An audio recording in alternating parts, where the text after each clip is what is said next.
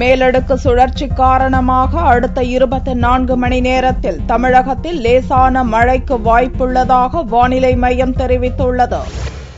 ஞாயிறன்று இரவு தமிழகம் மற்றும் புதுச்சேரியில் ஒரு சில இடங்களில் மழை பெய்தது.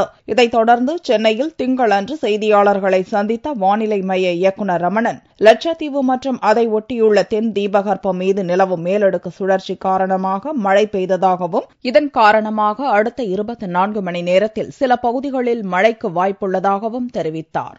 லட்சத்தீவு மற்றும் அதை ஒட்டியுள்ள தென் தீபகற்பத்தின் மேலடுக்கிலே நிலவும் ஒரு சுழற்சியின் காரணமாக கடந்த 24 மணி நேரத்திலே தமிழகத்தை பொறுத்தவரை ஒரு இடங்களில் மழை பெய்துள்ளது.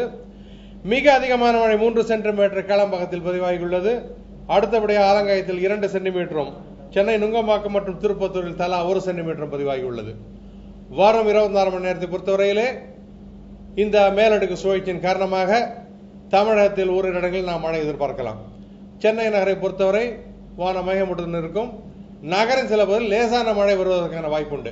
கடந்த 24 மணி நேரத்தை பொறுத்தவரை தமிழகத்தில் அதிகபட்சமாக காஞ்சிபுரம் மாவட்டம் கேளம்பாக்கத்தில் 3 சென்டிமீட்டர் மழை பதிவாகியுள்ளது.